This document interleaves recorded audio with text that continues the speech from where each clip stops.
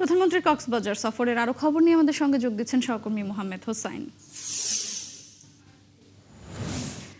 হোসাইন, প্রধানমন্ত্রী এই মুহূর্তে কোথায় অবস্থান করছেন, এছাড়া আজকের আর কোন কোন কর্মসূচি আছে তা জানাবেন।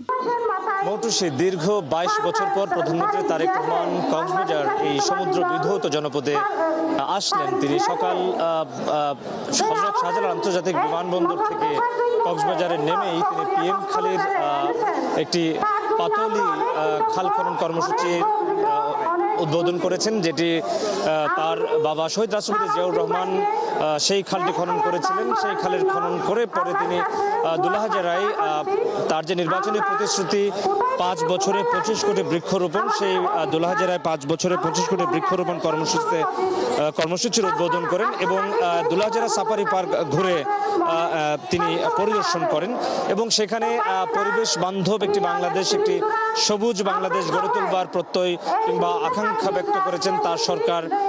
তিনি প্রতিশ্রুতি দিয়েছেন যে তার যে নির্বাচনের প্রতিশ্রুতি 5 বছরে 25 কোটি বৃক্ষরোপণ সেটি করা হবে। এরপরে কিন্তু গণ অভ্যুত্থানের শহীদ ওয়াসিম আকরামের কবর জিয়ারত করেন।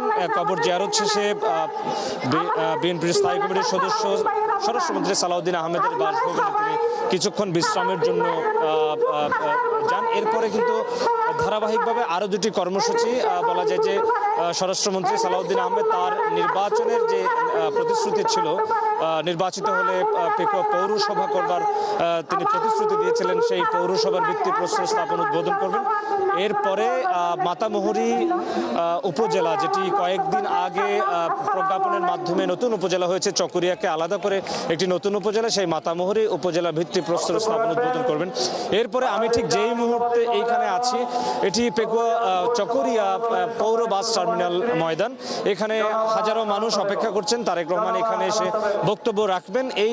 এখানে সাধারণ মানুষের সাথে আমি কথা বলেছি, তাদের প্রত্যাশা তারেক রহমানের কাছে কক্সবাজার যে সমস্ত সমস্যাগুলো রয়েছে, যেমন মাদকদ্রব্য পাচার, এই বিষয়টি কিন্তু একেবারেই সয়লাভ হয়ে পড়েছে কক্সবাজারে। সেই ফলে সরকারের যে প্রতিশ্রুতি, সরকারের যে অঙ্গীকার যে মাদক নির্মূলে তাদের জিরো টলারেন্স, সেটি তারেক রহমানের কাছ থেকে তারা প্রত্যাশা করেন এবং এই চট্টগ্রাম এবং কক্সবাজার যে 6 লেনের মহাসড়ক সেই দাবিও কিন্তু তারা প্রত্যাশা করছেন তারেক রহমানের কাছ থেকে এই ঘোষণা আসবে।